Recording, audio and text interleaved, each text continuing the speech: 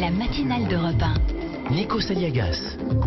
Il est 8h13, coup d'œil à l'actualité internationale avec Vincent Hervouette, Nikos. Vincent Hervouette, on va zoomer ce matin, on va faire un zoom sur Haïti, et l'un des pays les plus pauvres de la planète. Et voilà l'ambiance depuis quelques jours, écoutez bien.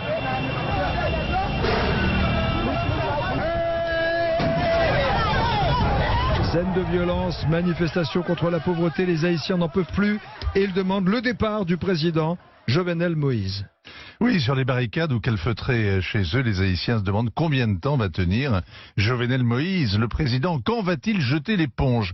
Alors cette île en panne, ça rappelle la chute de Duvalier. Au bout de 8 jours de grève générale, le président à vie s'était enfui. C'était un 7 février, c'est maintenant la fête nationale. Et cette année, les manifs ont commencé ce jour-là. L'histoire bégaye. Haïti, première république noire au monde, aligne depuis 2 siècles une collection de satrapes au pouvoir. Mais désormais, ils se font élire. Très mal. La participation est dérisoire. Puis, ils s'autodétruisent. En 2 ans, ils sont essorés, un bon acheté. Et Jovenel Moïse avait un slogan de campagne. Il promettait de mettre à manger dans les assiettes et de l'argent dans les poches.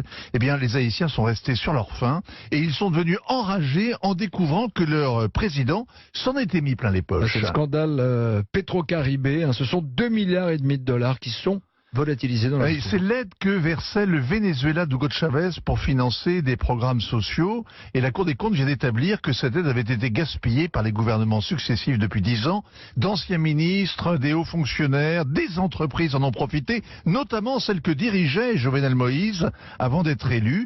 Un contrat sans appel d'offres et une route qui a été payée 4 fois. Transparency International classe Haïti au 161e rang sur 180 pour la corruption. Les Haïtiens n'attendent rien de leur classe politique. Quand ils ne sont pas contents, ils n'enfilent pas de gilets jaunes. Ils prennent leurs machettes et ils bloquent le carrefour. Ils crient contre les nantis, contre les métis, ceux qui vivent aux frais sur les hauteurs de Port-au-Prince.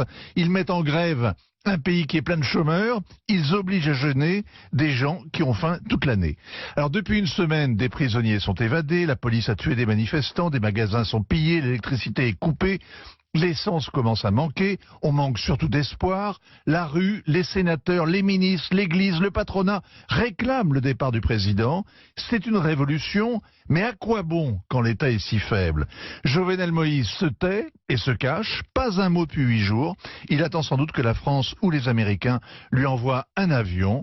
Pour s'enfuir, il évitera de prendre la route. Elle ne mène nulle part.